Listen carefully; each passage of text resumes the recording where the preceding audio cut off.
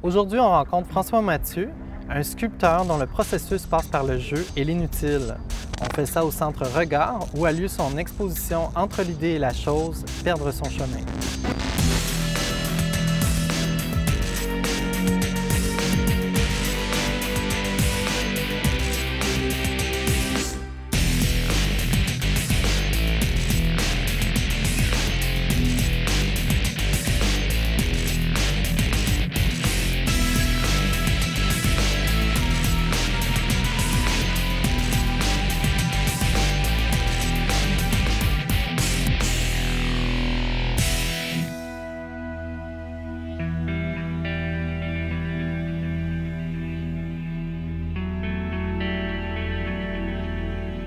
François Mathieu, bonjour. Bonjour, ça me fait plaisir de vous rencontrer. Ça nous fait plaisir de te rencontrer et de rencontrer ton travail. Alors, peux-tu déjà tout de suite nous parler de cette œuvre qui est devant nous ici? Bien, pour moi, une œuvre, c'est juste l'illustration d'un processus. Même pas l'illustration, c'est l'incarnation d'un processus. C'est un processus. Un peu comme, mettons, quand tu as un calcul mental à faire, puis qui est trop long, qui est trop compliqué, tu prends une feuille, tu mets tes chiffres, tu mets des flèches, tu fais des additions, tu arrives à quelque chose à la fin. Puis, à la fin, sur ton pad, tu as une question, puis tu as une réponse. Et pour moi, l'œuvre, et je pense qu'il faut qu'elle montre à peu près ça. En fait, c'est qu'il y a des questions qui sont insérées dans un objet puis qui sont formulées de façon matérielle. Alors, tu prends toutes sortes de stratégies, tu bricoles, tu t'amuses, puis là, tu reformules les questions, tu vires ça, tu le tournes de bord, puis à un moment donné, tu dis, bien, je pense que j'ai assez joué.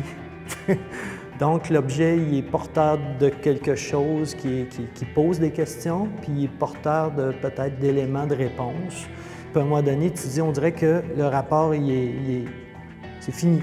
C'est fini, la conversation est terminée, mais on laisse les traces de ce qui s'est passé. C'est un témoignage, ou un peu comme quand tu rentres dans une maison, puis tu vois qu'il y a eu un party la veille, il y a des bouteilles de vin sur la table, tu vois qu'il s'est passé quelque chose. Alors, c'est un peu ça que j'essaie de laisser comme trace, en fait. Mais dans un premier temps, c'est un dialogue avec un objet, puis ensuite l'objet continue le dialogue en laissant voir comment il est fait. Je le dirais comme ça. Puis cette œuvre-ci particulièrement, cette installation, ça nous parle de quoi? Qu'est-ce qui était ta question là-dedans? Bien, en fait, si on prend, on va revenir au pad ou à la feuille de papier, bien, tu mets une feuille de papier et un crayon dans les mains d'un enfant, c'est presque sûr qu'il va dessiner quelque chose de rond. Mais qu'est-ce que c'est? Est-ce que c'est un cercle? Est-ce que c'est un grain de sable? Est-ce que c'est une planète? Est-ce que c'est quelque chose de... Est-ce que c'est un rond ou est-ce que c'est une sphère? Moi, je suis un sculpteur, je m'intéresse plus aux objets. Alors, je me dis, bien, je vais faire comme lui, je vais essayer de faire comme lui, essayer de faire exister cette affaire-là. Qu'est-ce qui fait qu'un ballon de soccer tient ensemble? Bien, c'est une membrane qui est fermée puis il y a une pression d'air qui est à l'intérieur. Là, est-ce que ça se pourrait qu'il y ait une pression qui soit à l'extérieur du ballon pour faire en sorte qu'il reste debout, qu'il reste, pas debout, mais qu'il reste rond? Parce que ça, là, c'est vide, là. C'est des morceaux de cuir qui sont cousus ensemble. C'est vide, puis c'est flasque sur l'établi. Là, tu dis, bien, l'objet, il est drôle, mais il n'est pas terminé encore. Là, il faut de deux choses l'une, soit que tu le remplis, ou soit que tu essaies de trouver un autre moyen pour le déployer dans l'espace. Alors là, bien, étant donné que je suis une personne assez... j'aime bricoler. on prend des détours, puis on se perd. On se perd dans les détours, dans une aventure. On part sur un nowhere, puis donc on prend du plaisir à mesure qu'on chemine.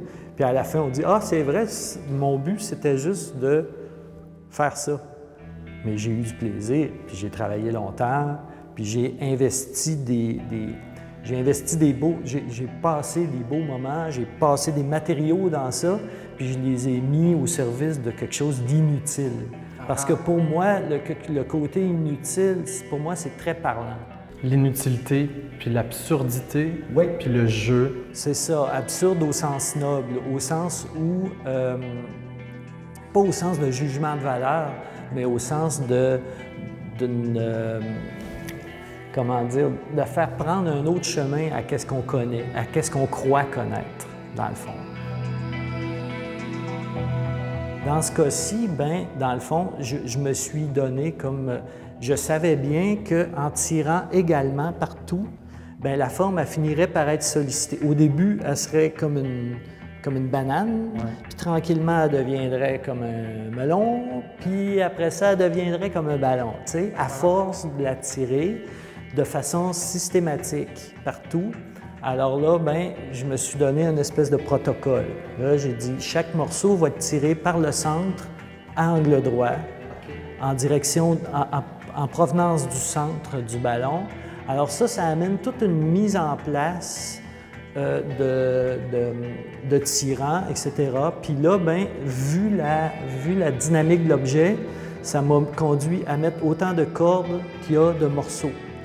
Alors là, on n'est plus dans des considérations esthétiques, parce que j'aurais pu dire il y en a assez de cordes.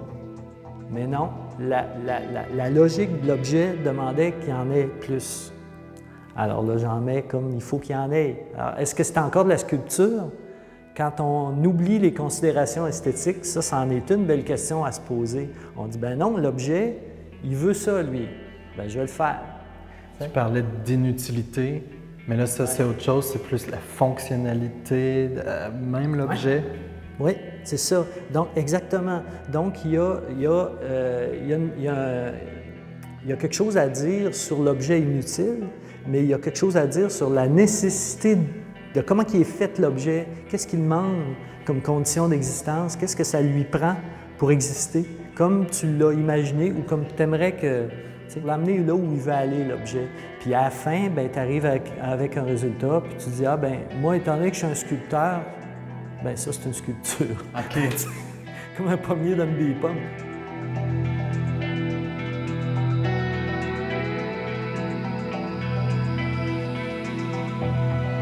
Ici, on a un ballon qui est à moitié gonflé, dégonflé, donc on sent cette tension-là. On a envie presque de tirer sur les cordes ou de s'arranger pour qu'il soit parfait. Ouais. Donc ça crée une tension aussi avec le spectateur. Dans d'autres cas, c'est du béton ou du bois ou des traces sur les murs. Donc tu as exploré beaucoup avec ça, tu t'es amusé beaucoup. Oui, tout à fait. Bien, c'est sûr que justement, je parlais du contre-emploi du béton.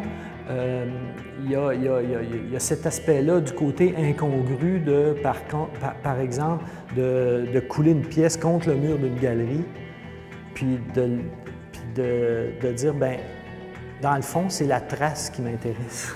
C'est le béton qui coule le long du mur qui m'intéresse. Alors là, mais il faut le faire pour le savoir. Il faut l'essayer. Merci de nous avoir présenté ton univers d'exploration spatiale. C'était un plaisir.